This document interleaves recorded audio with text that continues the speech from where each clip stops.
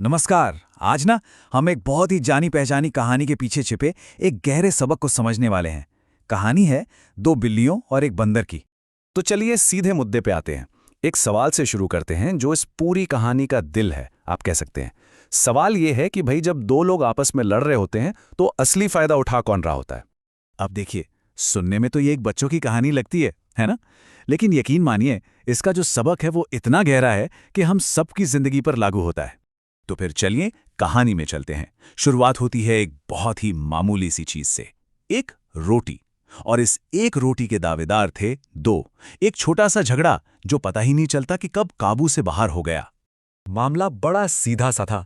एक बिल्ली कहती ये रोटी तो मेरी है, तो दूसरी बिल्ली भी अड़ गई, नहीं ये मेरी है। बस दोनों अपनी अपनी जिद पर थीं। कोई भी 1 इंच पीछे हटने को तैयार ही नहीं था। और होता क्या है, जब बात इतनी बढ़ जाए तो समझौते की गुंजाइश तो खत्म हो जाती है। उनकी बहस वो और तेज होती गई, झगड़ा बढ़ता ही चला गया। और इसी शोर शराबे के बीच किसी तीसरे का ध्यान इन पर पड़ा।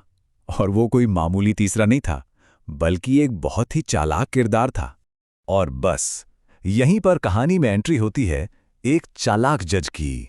पहली नजर में देखकर तो यही लगता है कि चलो भाई, अब इन दोनों की मुश्किल का हल निकल ही आएगा। लेकिन एक मिनट, आगे बढ़ने से पहले यह समझना बहुत जरूरी है कि जज का मतलब क्या होता है। देखिए, एक असली जज वो होता है जो पूरी तरह से निष्पक्ष हो, मतलब जो किसी का साइड ना ले, सबूतों को देखे और फिर सही फैसला सुनाए।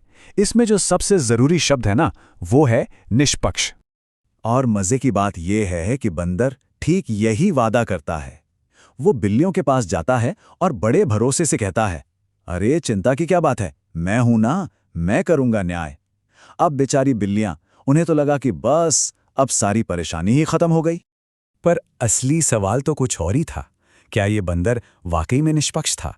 यहीं से इस कहानी का असली खेल शुरू होता है। तो अब आते हैं कहानी के सबसे दिलचस्प हिस्से पर, बंदर का इंसाफ। जरा सोचिए, इंसाफ को ऐसे कोट्स में क्यों लिखा है?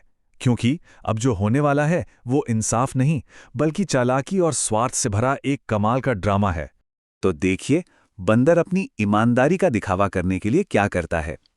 वो एक तराजू ले आता है और वादा करता है कि देखो, मैं रोटी का एकदम बराबर बंटवारा करूंगा, किसी को कोई शिकायत का मौका नहीं मिलेगा।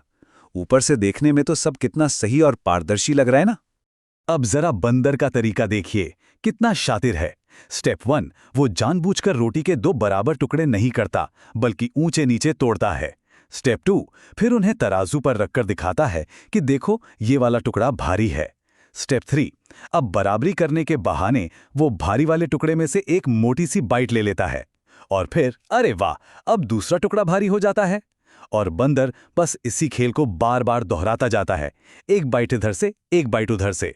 और ये तब तक चलता है जब तक रोटी का बस एक छोटा सा टुकड़ा नहीं बच जाता। अब जाकर बिल्लियों की आंखें खुलती हैं। उनको समझ आता है कि इंसाफ के नाम पर उनके साथ कितना बड़ा धोखा हो रहा है। वो घबराकर चिल्लाती हैं, अरे बस करो बस, अब जो कुछ भी बचा है वही हमें वापस दे दो। लेकिन तब तक बहुत देर हो चुकी थी। बंदर उस आखिरी बचे खुचे टुकड़े को भी अपने मुंह में डालता है और बड़े आराम से कहता है, अरे ये तो मेरा मेहनताना है, मेरी फीस इंसाफ करने की। तो कहानी तो यहां खत्म हो गई, लेकिन हमारा काम, मतलब इसका विश्लेषण, तो यहीं से शुरू होता है। तो सवाल यह है कि इस पूरे झगड़े का असली विनर कौन था? चलिए इस हैरान कर देने वाले नतीजे को जरा गौर से देखते हैं। ये जो चार्ट है ना, ये पूरी कहानी का निचोड़ 1 सेकंड में बता देता है। देखिए जरा, रोटी का बंटवारा हुआ कैसे। पहली बिल्ली को क्या मिला? 0%। दूसरी बिल्ली को 0%। और हमारे जज साहब बंदर को पूरा का पूरा 100%। तो नतीजा क्या निकला? बिल्कुल साफ है। जो 2 पार्टियां आपस में लड़ रही थीं, उन्होंने अपना सब कुछ खो दिया। और वो जो तीसरा था, जिसने इस झगड़े का फायदा उठाया, वो सब कुछ हासिल कर गया। तो सवाल उठता है कि ये सदियों पुरानी कहानी हमें आज की दुनिया के बारे में क्या सिखाती है? इसका सबक क्या है? चलिए इसे समझते हैं। यहां से कुछ बहुत जरूरी बातें सीखने को मिलती हैं। पहली बात कि जब भी आपस में कोई झगड़ा होता है तो बाहरी लोगों के लिए मौका बन जाता है।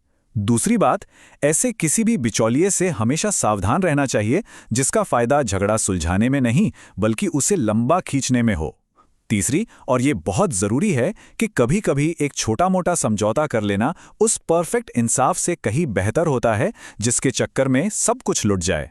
और आखिरी बात, एक मौका परस्त का असली मकसद कभी भी मसला हल करना नहीं होता।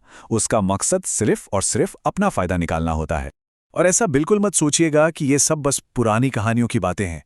अरे यही सेम पैटर्न हमें आज भी देखने को मिलता है, बड़े बड़े कोर्ट के मामलों में, बिजनेस डील्स में, और यहां तक कि देशों के बीच की पॉलिटिक्स में भी। तो ये सारी बातचीत हमें एक बहुत ही जरूरी और शायद थोड़े पर्सनल सवाल पर लाकर खड़ा कर देती है। एक सवाल जिस पर हम सबको सोचना चाहिए। अपनी अपनी जिंदगी में वो बंदर कौन है?